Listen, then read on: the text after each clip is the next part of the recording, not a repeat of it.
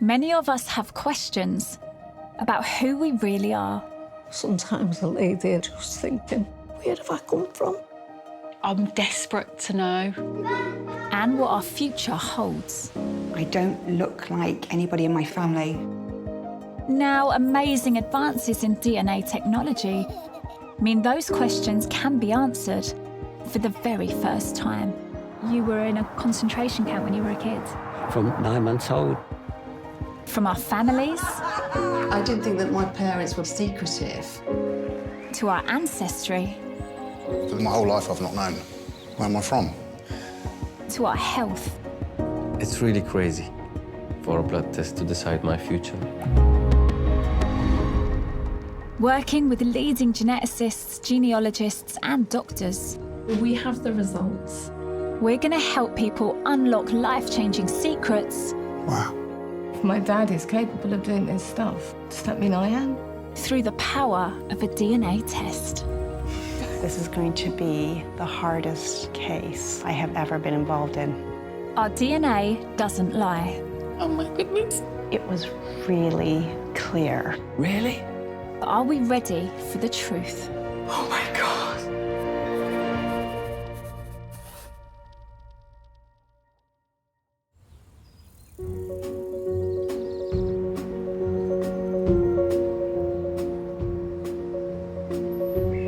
Bobby, come and get your breakfast.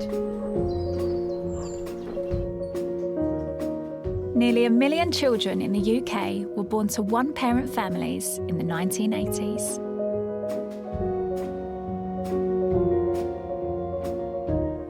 Maura raised her 34-year-old daughter Georgina by herself. Now Georgina's searching for answers about the father she's never known.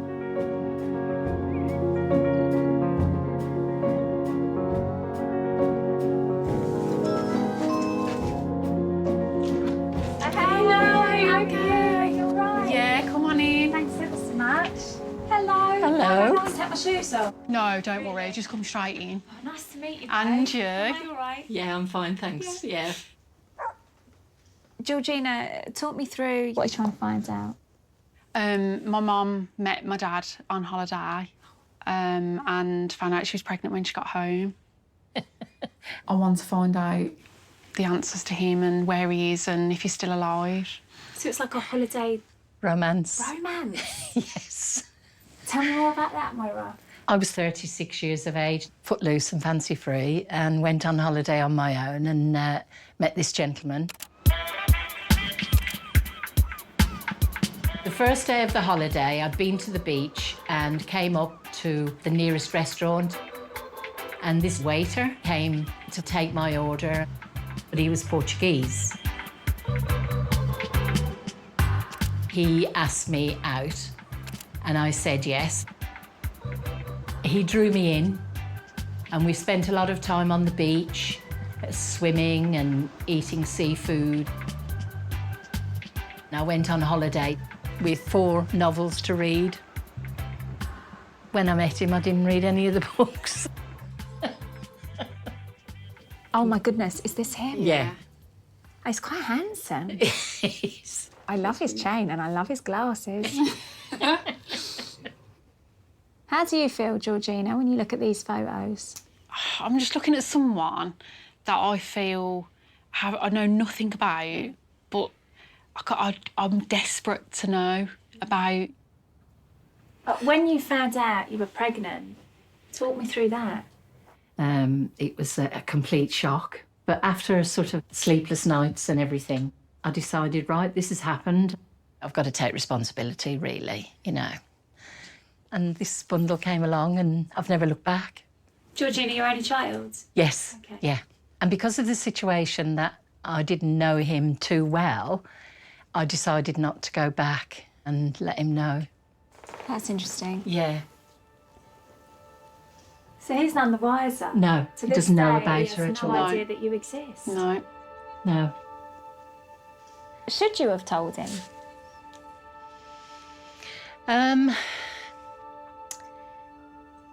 I should have told him and given him the opportunity. But then again, you've got that other fear of rejection. Yeah. So I decided just to be mum and dad at the same time. I played it very safe, really. Probably selfishly so, in a way. So you made the decision, I'm going to do it on my own. When Georgina arrived, love at first sight? Oh, absolutely. Yeah, every doubt, everything went out the window. That was it. And I just dedicated my life to her.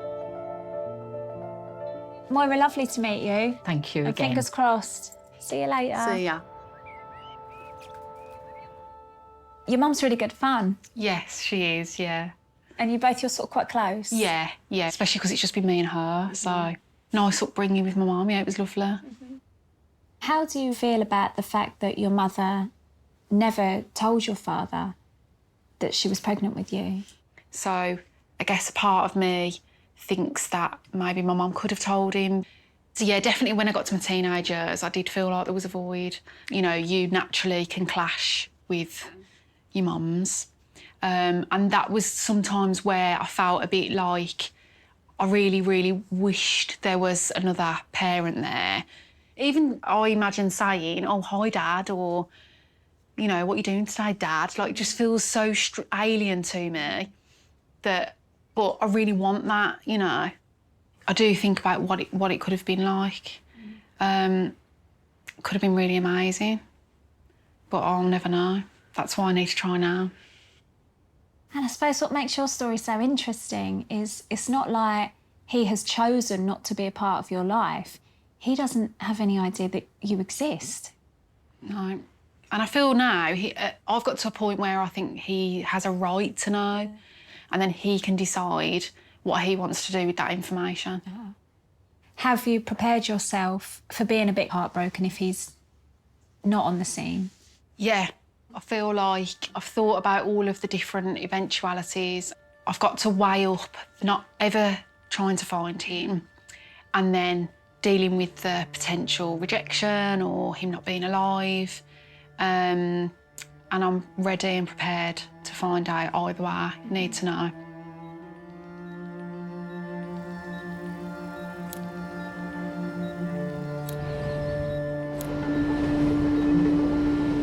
Georgina is going to the University of Leicester to meet Professor Turi King. She's hoping Turi might be able to use her DNA to find her father.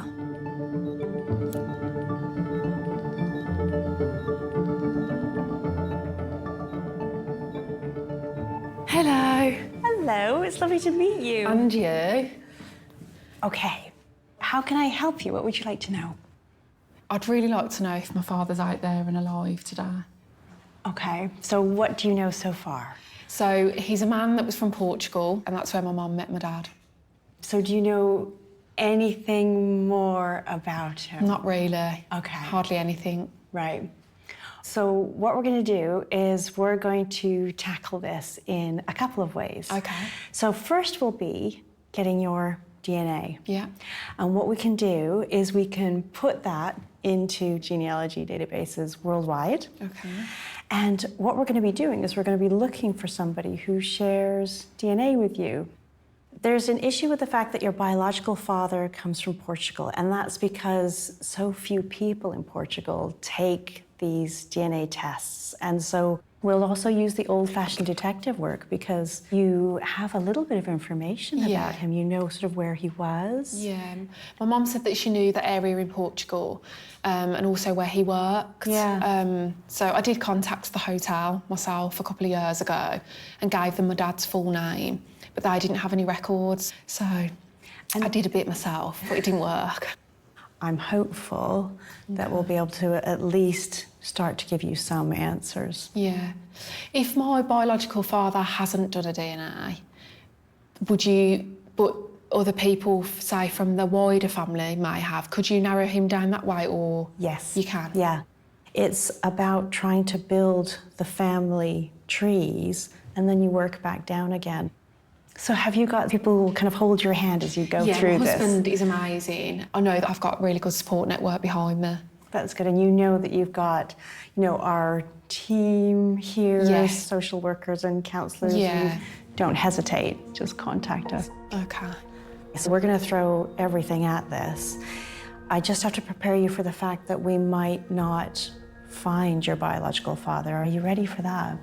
I wouldn't have any regrets, and I think this is what I've got to do. I have to do it now because I've wanted to find out for so long. Turi and the team will now analyse Georgina's DNA to see if any matches on the databases might lead to her father. Perfect. Thank you. She'll get her results in 8 weeks.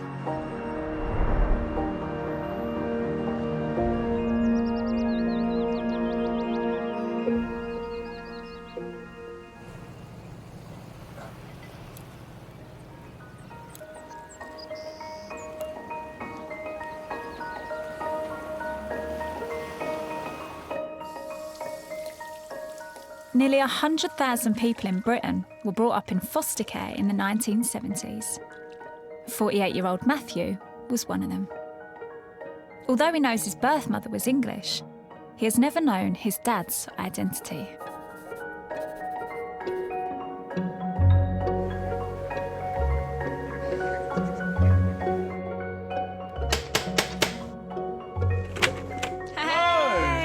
Matthew. Good, how are you? Welcome. Nice to meet you. I'm Stacey. Come on in. House is lovely. Oh, thank you. Look at this. Would you like a drink? Yeah, I'll have a drink. I'll have a cup of tea. Thank you. My family are big tea drinkers. Yeah. Thanks ever so much. That's fine. So let's start right from the beginning. What is it that you're trying to find out? I grew up in a white foster family, not knowing anything about the black side of me. I want to find out if there's anything out there you can find that's going to help me fill that void. It's almost like a colouring book that's kind of it's filled in with all these lovely colours, but there's a part of it that's I can't colour anything in. I'm right in thinking that you know that your biological mother is a white woman. Yeah. What do you know about your biological father? Very little. I've been told that he's black. And that's it. It's really, really little. In care, I had a social worker, and they give you a book.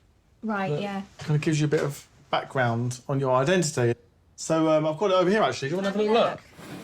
Am I right to have a nose? Yeah. You can, yeah. There you go. Oh, my goodness, Matthew. When I first came here, and this is you. Oh, my goodness. Yeah. Age 10, I think that was. And how do you feel when you look through this book? It's got a bit of history in there about the white side of my family, but the black side, there wasn't anything to talk about. Obviously, when I open that up, that void, it's, you know, it's becomes apparent again, doesn't it? You're brought up by your foster family. Yeah. Tell me about them. So they're my family, so I don't feel, looking back, I don't feel as if I missed out on a family, which is incredible. My foster mum gave me foundations to get through life. Yeah, so she was 18. Am I allowed to have a look? Of course you are, yeah. What's her name? June. Yeah. And actually now you're a foster dad. Yeah. Which is incredible. Well, it's kind of a little tribute to her as well. Yeah. We lived in a village in Kent. My foster mum was an amazing woman. And I remember as a kid, I was in my bedroom. She said to me, oh, there's a programme on TV that you might quite like. She put it on, and it was a show called The Soul Train. I saw these black people singing and dancing. Whilst I loved it, it left me with a sense of confusion. I didn't understand why she thought I would like it. I didn't see that show and think, those people are black, I'm black. But it was her way of getting me connected in some way to the black side of me. But I didn't make that connection. Mm-hmm.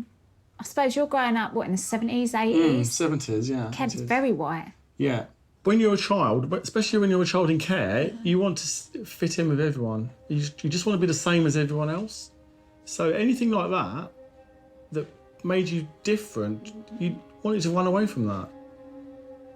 So last year with the Black Lives Matter, I think it forced everyone to take a good hard look at the realities of racism. And with that, I felt I couldn't look at that before looking at myself and looking at the part of me that I hadn't really looked at. So for me, it was a kind of double whammy.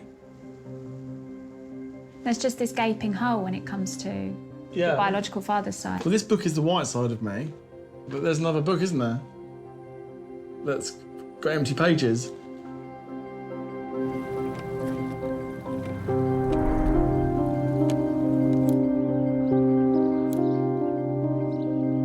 How are you feeling? You ready? Yeah. Matthew and his partner Raphael are at the University of Leicester to meet Turi. And Matthew's hoping that by analysing his DNA, Turi might be able to discover the truth about his ancestry. Hello, come on in. Thank you. It's nice to meet you. Nice to meet you too. So how can I help you? So I grew up in foster care. I know about the white side of my family, but I've got nothing on the black side of my family. So you know your mum is she she's British background? Yeah, white British, yeah. Right. Yeah. What's made you come up with the idea that your biological father was black? So I was told that by social services. I've been told that my father was from the West Indies, could be Jamaican. That's kind of all I know, really. So I know that because so many people came over from the Caribbean, many from Jamaica. Yeah. Many children in foster care were told their parent was Jamaican. Oh. That was not uncommon. I'm clearly mixed race, so yeah. That is one of the really interesting things about skin pigmentation. We're such visual creatures, it's like our eyes are almost tricked. Within any one country, you will find a huge range of skin pigmentation, such that looking at somebody's pigmentation, you can't say which country they come from. So, for example, looking at you, I would go, I have no idea. It could be from the Caribbean, or it could be, from South America. It can be anywhere in towards, Middle East. So you can imagine my holidays have been really interesting over the years. Wherever I go, people think I'm from their country. Yeah. Well, and that's precisely it. Yeah, everywhere. Yeah. So it sounds like really your question is, you want to know something about your ancestry and about your father's side. So what we do is we'll get you to take a DNA test. We compare your DNA with populations from various parts of the world. I'm actually pretty confident that we will be able to give you some sort of information about where your biological father is from. Exciting. It can throw up some unexpected results. Okay. So have you got people to support you? Yeah, I've got a really good network. I think it means a lot to me to give it a go, to have a look. I owe it to myself. Turi and the team will now start analysing Matthew's DNA against the 30 million people on worldwide databases to see if they can pinpoint where his father was from.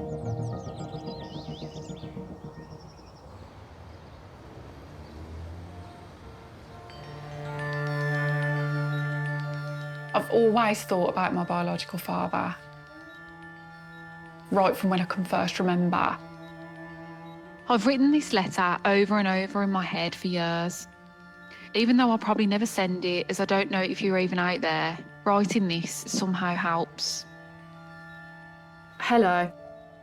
I've wanted to get in touch with you for an extremely long time. My name is Georgina. I am your daughter. You spent some time with my mum, Maura, in Portugal many years ago. When I was growing up, I would fantasise about him and the potential of having a relationship with him. There's 34 years of stuff that's gone on in my life that he knows nothing about. There we go.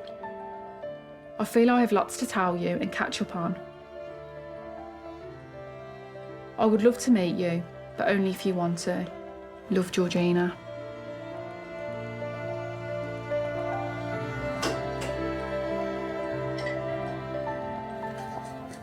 Becoming a parent has definitely made me think about my dad more. Especially when I see my husband with our children. And wished I'd had that when I was younger. Love you. 18 years I've been with Aaron. We've just got such an amazing relationship. We've got an incredible family unit, the four of us. I don't think you could be any stronger or any better prepared to deal with whatever's thrown at you. And I think the four of us now is pretty much unbreakable. You know, whatever may be in a few days' time, you'll always have us to pick you back up again. Whatever outcome it brings, I've got 3 amazing men in my life to help me if I do find the answers difficult.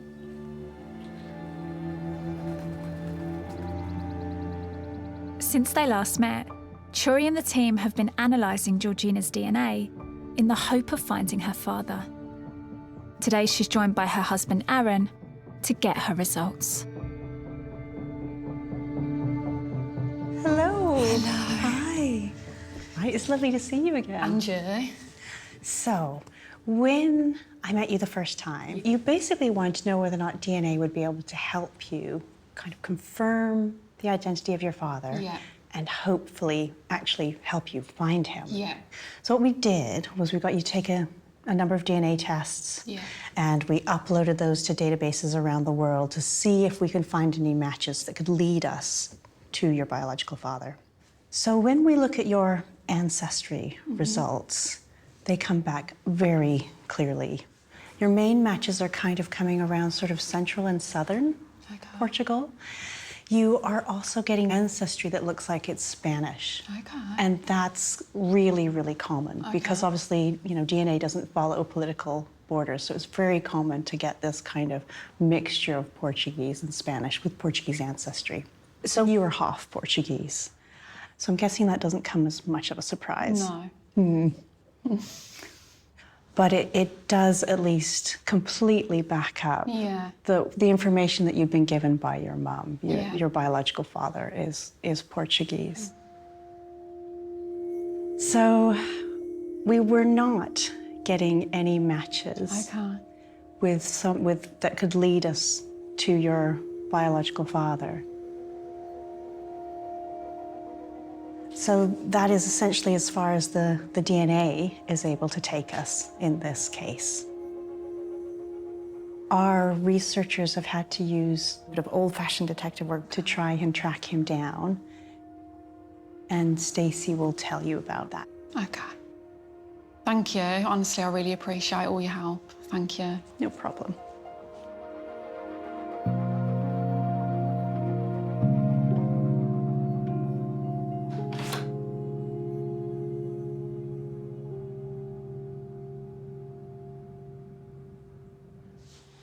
Georgina, how are you? I'm good, thanks. How are you? Lovely to see you. And you? Lovely. Hello, Thank Aaron. you. Hi, Stacey, okay? How are you, mate? All I'm right? fine, thank you, yeah. Good. So, first of all, how are you feeling? Half Portuguese. Yeah. Your mother's account was accurate. Yeah. So it's so who... there's no shock. Exactly, it's Yeah. who we thought it was. Yeah. So in an ideal world, we would have loved to have been able to clarify that the man we believed to be your father is through DNA. That wasn't possible. Yeah. So we got a Portuguese social worker involved. Okay. We found the man that we believed to be your father.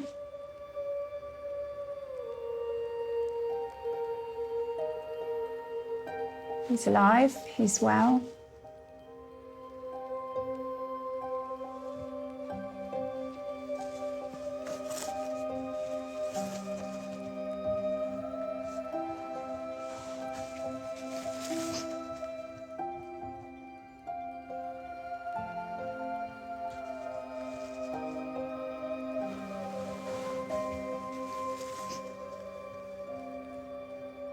You tell me when you're ready. There's so much to take in. You know, we don't underestimate it. It's massive, right? We get it. Oh my God. Yeah. Okay, I'm ready, yeah. So we were able to converse with him. We showed him your mother's photos. Yep, that's me in the photos. Did you work in this resort? Yes, I worked in this resort. And then when we said to him, Georgina, why we were in contact, you know, we think that you've got a child in the UK, he then told us that it wasn't him. And he said, I think you've got the wrong person.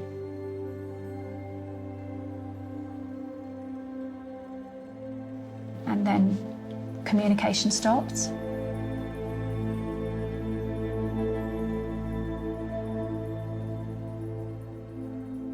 Okay.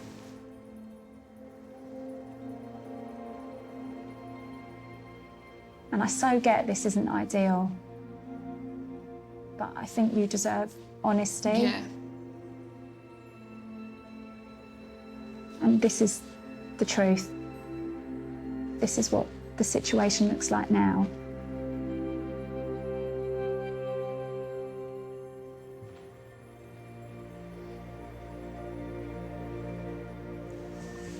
I wonder why he doesn't want to know.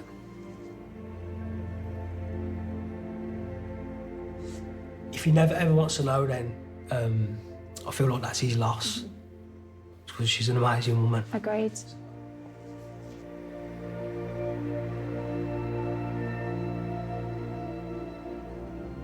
I want to remind you that when you guys approach us, we genuinely have absolutely no idea how it's going to play out.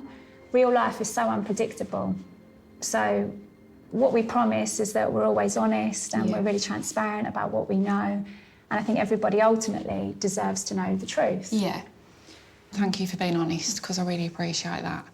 And I had to know, do you know what I mean? That's why I came here to... It was... Whatever happened, I wanted to know. I'm sorry it's not what you wanted to hear. No, but I just... It's such a shock when you said that he was like... There's a man out there that has admitted who he was, and then has then all of a sudden not got in touch because of the news that he's heard.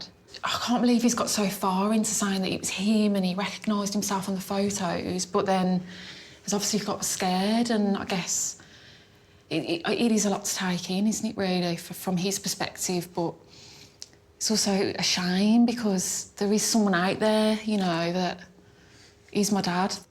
I wonder if it's going to take him some time to digest the information. Yeah, and that's a conversation that we've already had.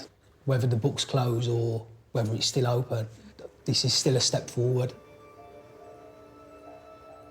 Having an absent father is really painful sometimes, like I get it. What you've got to try and remember is, although it feels like deeply personal, he doesn't even know you. You've got such an amazing family. You've got your Aaron, you've got the kids. Yeah. And we have a team of social workers and counsellors here to support you too. You're so strong. It requires such courage to put yourself out there. Yeah. You know, don't underestimate that. Yeah. You're brilliant. Thank you. I really, really, really mean that. Oh, thank you. That's really nice to know. You can walk out with no regrets. Yeah, definitely. At least now, in 20 years' time, I can look back and think, well, if he doesn't ever get in touch, I've given him the opportunity to. And now I know. So thank you. Thank you. I'm going to have such a large glass of red wine. Girl, you deserve the bottle. I know. Oh, my God. Thank you for your time. Well done, well done. Thank you.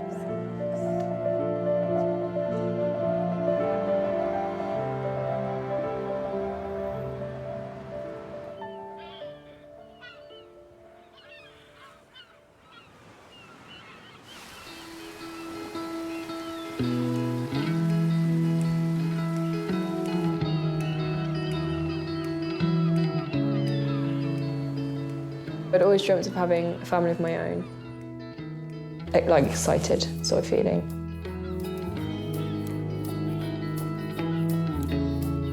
I think it was love at first sight. Knew she is the one. When I first met Richie, I thought he was a bit of a hunk. It was his profile picture on Facebook that sort of... He just looked really sophisticated, like, you know, reading a book on the train. Been together for about 1.5 years before I fell pregnant with Arlo. Once we'd come home from hospital, after a few days, he started to become a bit poorly. 4 months after Arlo was born, Michaela and Richie discovered they had unknowingly passed down a potentially deadly DNA mutation. Now Michaela is about to give birth to their second child, a baby boy. They can only find out if his DNA also carries the condition after he's born.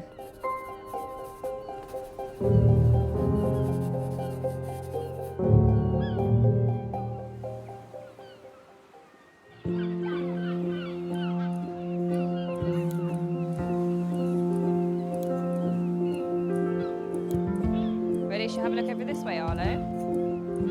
Keep going. Hi! How are you? Nice to meet you, Michaela. Nice I'm to meet Stacey. How are you, Richie? All Yeah, right? all good. Nice to meet you. Arlo. Hello, mate. I love your wheels. Is he excited? Does he understand that there's a baby coming and he's going to have a brother? Well, he knows that Ivo is a thing. And that's your baby's name, Ivo? Oh, Ivo. amazing. It's beautiful. Thank you. So you're due in 2 days' time. In 2 days' time. Could be sooner. Could be sooner. Should we go and have a cup of tea? I'll put the kettle on. Come on then, Arlo.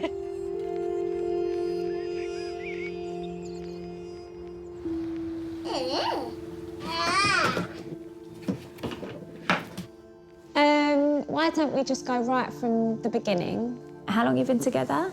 Like 4.5, 5 years maybe. Yeah. A long time. It's gone pretty quick, though.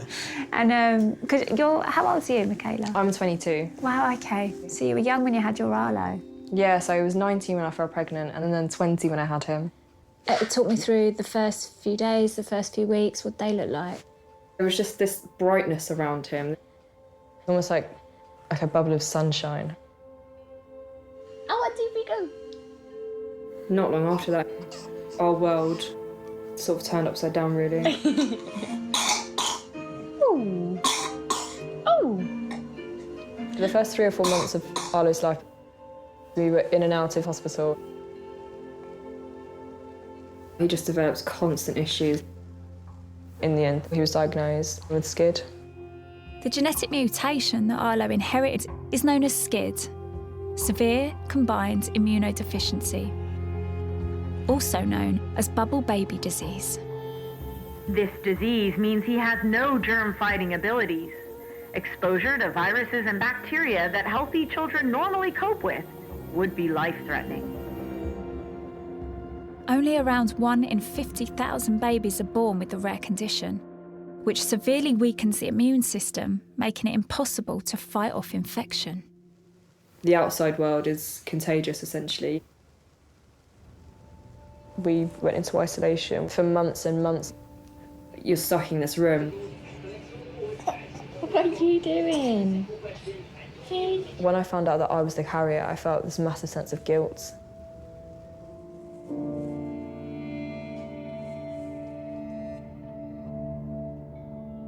Michaela had a 50% chance of unknowingly passing the mutation onto baby Arlo.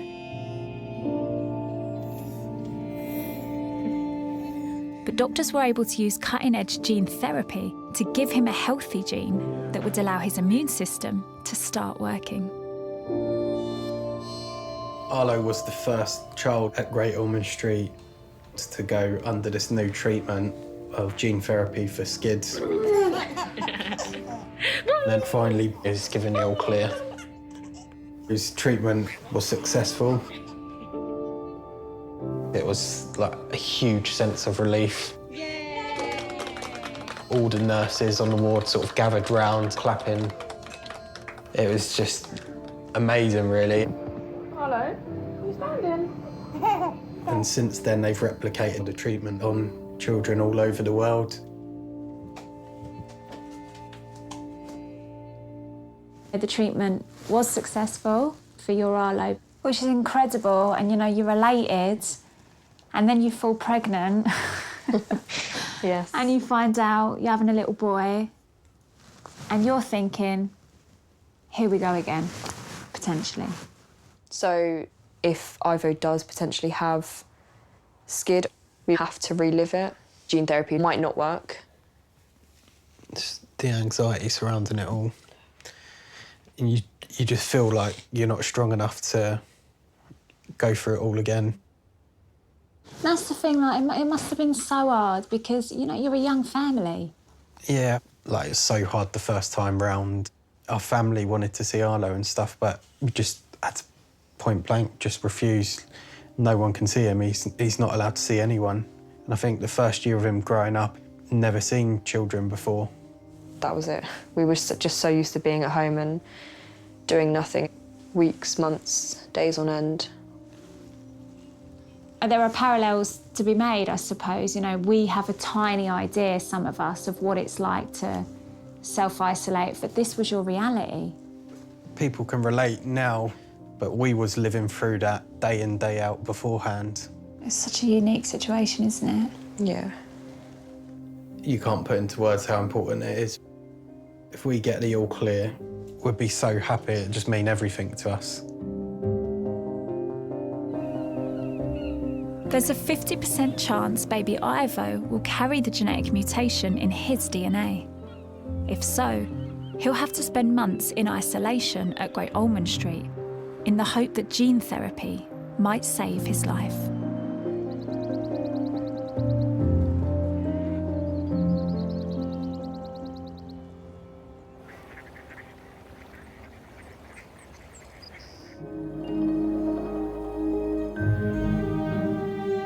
Matthew is receiving his DNA test results next week that he hopes will finally reveal his father's ancestry.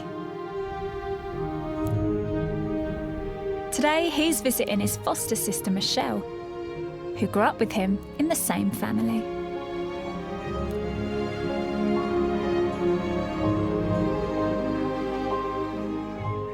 So why do you think that you haven't done this sooner? I think because we had such a stable upbringing, didn't we? It was a proper family, wasn't it? At the time, I didn't think I was missing anything. All we wanted to do as children was to settle in and fit in and to be loved, wasn't it? Mm-hmm. So for you to do anything outside of that, including looking into your heritage, you felt would have made you stick out a bit more to everyone else, be a little bit different to everyone else. And I felt like that anyway, but so I didn't want to do it anymore. I think I'm at an age in my life where I feel like I've got the foundations to support anything that comes up. Yeah. But I don't know what that's going to be. It's going to affect me in some way. If Mum and Dad were here now, they'd be really proud of what you're doing. You know, Mum always said if we ever needed to find anything out or ever wanted to, she would help us and support us do it. Yeah. This is not about replacing you or taking away anything that you've given me and that you give me. But there's been a big part of me that's like a... Missing, yeah. And it's just sorry, I'm getting a bit emotional. But I just want you to know that it's not about taking anything away from you or from what we've got. But I think, it'd be good for you to do this and find the answers that you're looking for, hopefully. Hopefully be healing. What are you trying to heal? I suppose the part of me that's been empty.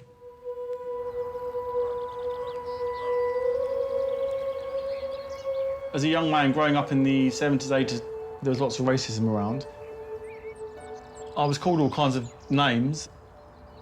I got called the P word quite a lot. As children, if we don't have an identity, we kind of hold on to whatever we're given. And I spent most of my life forging my own identity and becoming my own man. The only missing part is the black side of my very existence that I know nothing about.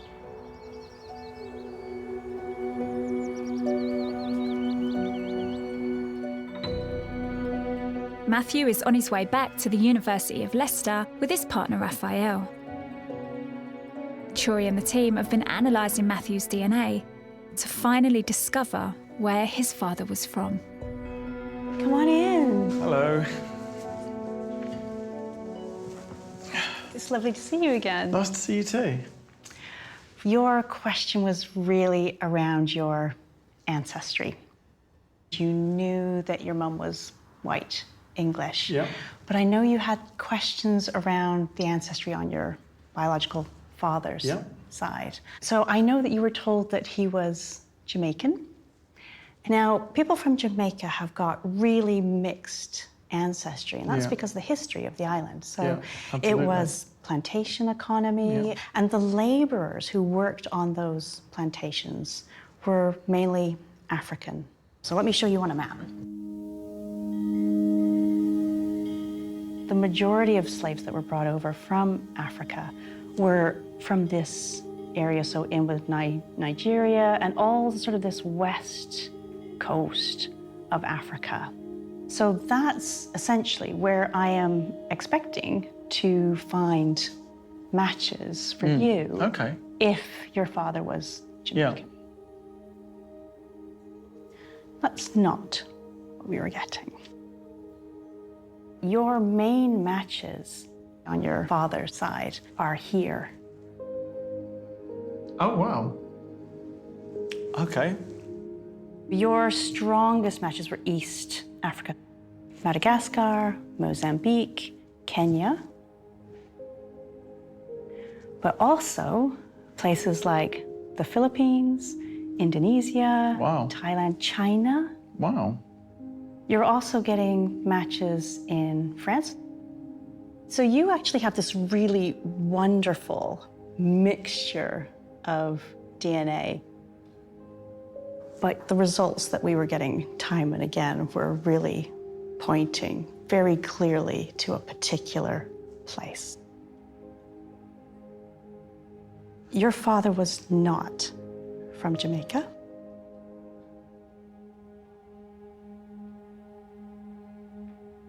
He was from the Seychelles. Really? Wow. Well, I'm astonished, actually. I wasn't expecting that. I don't know too much about the Seychelles, but hopefully you're going to enlighten me. I am. So they are islands off the east coast of Africa. So not even inhabited until the 16th century, and not really sort of properly colonized until it was by the French in the 18th. So that with the French connection, but your matches are coming back as French Creole. French Creole? Creole from the Seychelles. Oh, wow. Yeah. Now, Creole essentially means a mixture of African and European. People who live there now are descended from slaves and freed slaves who were working on the plantations. So again, so these are things like, coconut, cotton, sugar plantations. But really fascinating history because you've got people from Europe. But we can also see from your DNA that you had a few ancestors from East Asia, sort of traders and adventurers who've got sort of, Arab, Persian, Chinese, Indian origins. Wow, that's really interesting, isn't it? It's like a new beginning for me almost. For that half of me that, that was lying dormant. The surnames that you're getting in the family trees that you are matching are names like Paillet, Rivière, Morel, so French names. Those are the ones that are coming back in your family tree. Okay. Far more glamorous, isn't it? It's very glamorous. So the matches that you're getting are distant cousins. So it's very difficult to use that to start to be able to trace who your biological father is. Yeah. But obviously these databases are growing all of the time. It may well be that somebody pops up on the database who's a close relative. So much to think about. Thank you very much. You're welcome.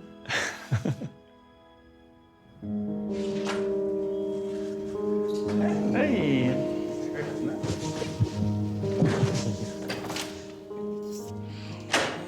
Hello.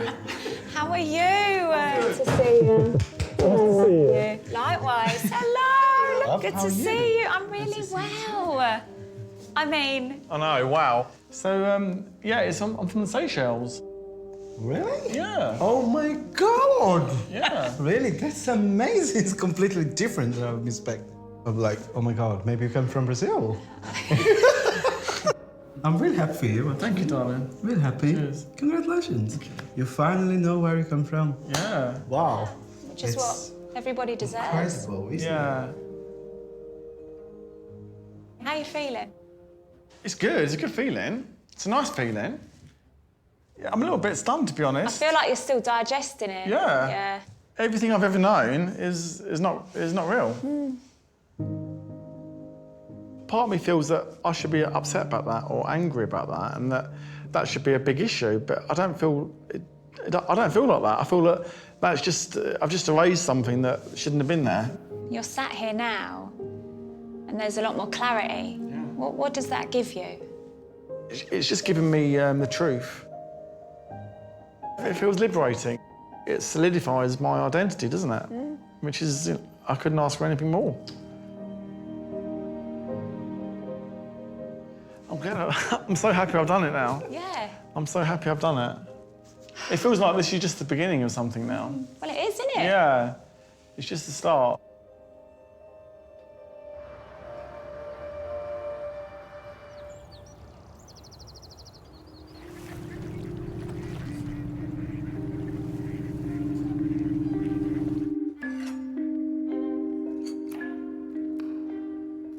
So Turi called me, and now we've discovered that I've got a half-brother.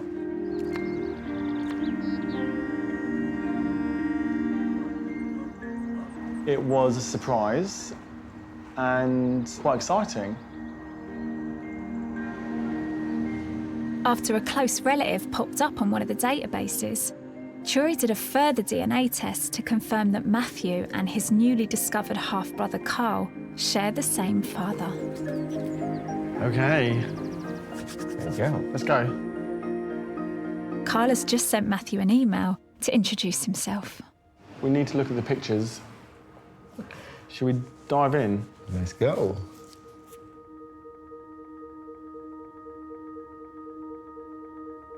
Wow. Wow. That is me in that picture. Yeah, it looks like me, doesn't it? He looks like me. Wow. That is incredible. And he really looks like you. I can see me there, can you? Yeah. In these eyes. And the line in front of that, in the front head, is the same. It's similar. Wow, that's so... It's really bizarre.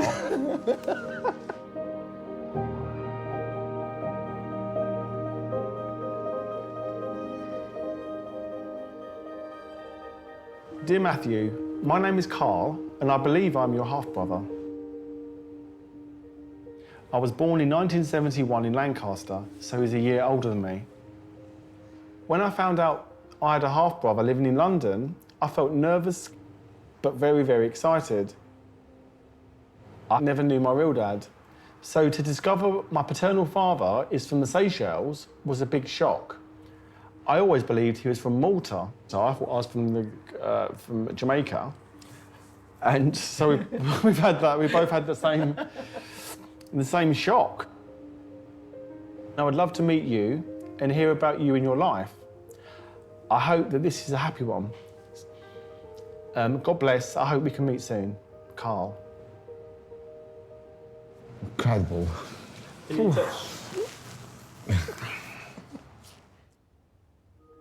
We've lived kind of parallel lives in some ways, but never known each other. I feel good. It feels like the next part of the chapter.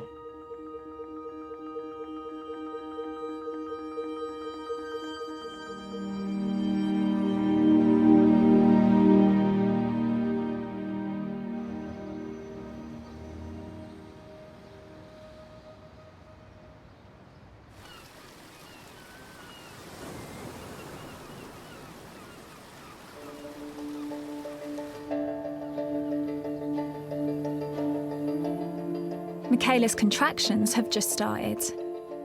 They'll have to wait until baby Ivo is born before doctors are able to see if his DNA carries a potentially deadly genetic mutation.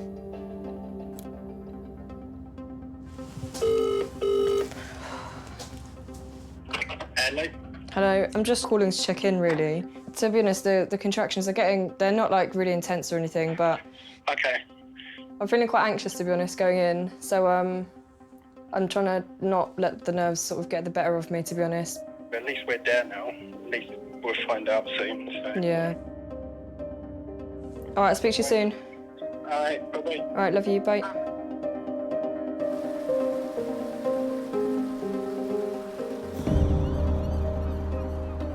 Michaela went into labour 4 hours ago. Nearly there now. So close. I feel quite scared about what's to come. Having Richie by my side definitely makes things a lot easier.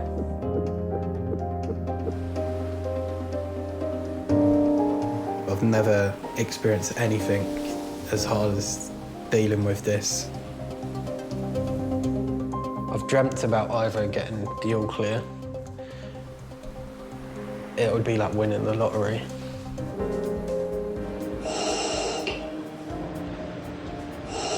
Just hang in there.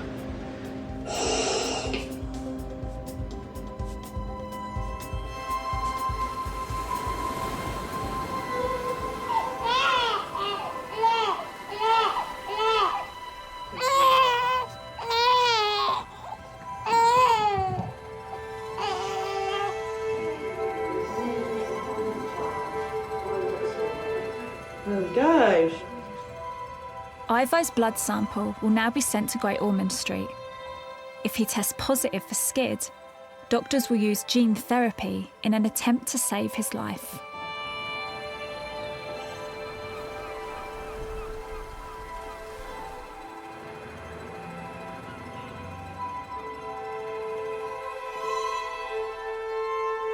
Michaela and Richie have hardly slept since baby Ivo was born. They're isolating at home while they wait for the call from Great Ormond Street with his test results. Gently, that's it. Hold it on Ivo's toes. The wait for this result is just agonising. If he doesn't have SCID, we will just feel like a huge sense of relief. If we get the all clear, it means we can finally be a family.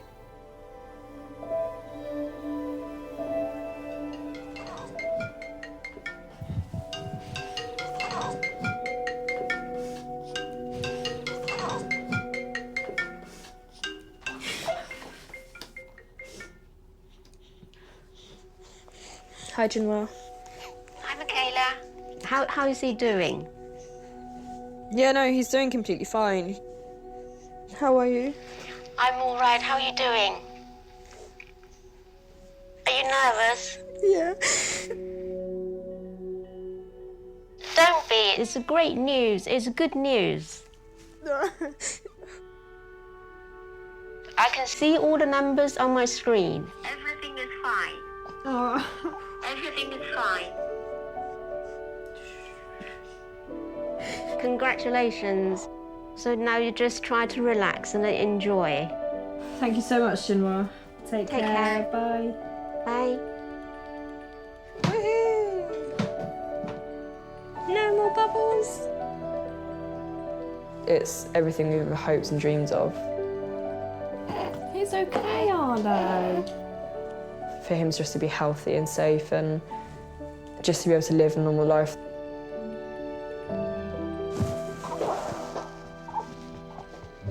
It's all over. We can be normal. Yeah. A whole weight's lifted off my chest. We can be free. Yeah. I'm so happy. I don't have to worry anymore.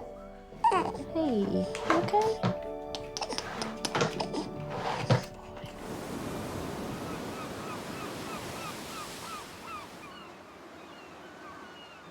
Arlo, going? Going to the beach. Today is the very first time Michaela and Richie have been able to take their family to the beach.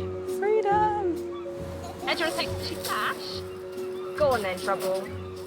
Arlo's going to be kipping down here. I don't think you're going to get him home. This must be lovely for you, watching your man and, you know, your little boy exploring the beach for the first time. It's something we never imagined, just being normal. So in terms of the condition itself, both the boys are safe now? Yeah. Ivo doesn't have it. Arlo has it, but it's not something he can pass on. Right. That's it, it's over. It's almost like a brand new life.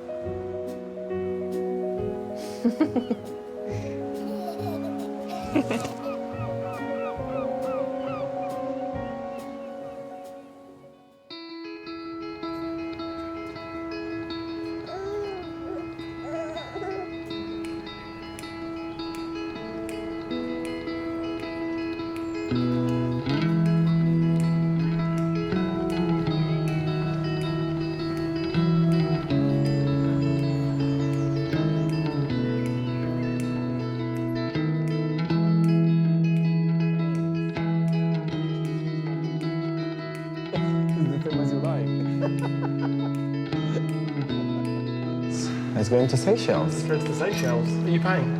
Yes.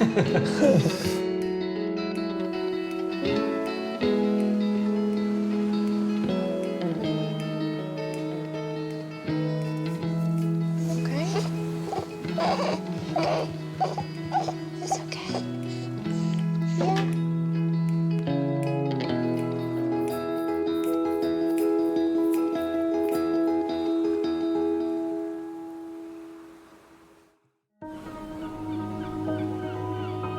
When you're offering genetic testing to identical twins, the results will be the same. I know one of us is going to have to die first, but it's just hoping that it's way off in the future.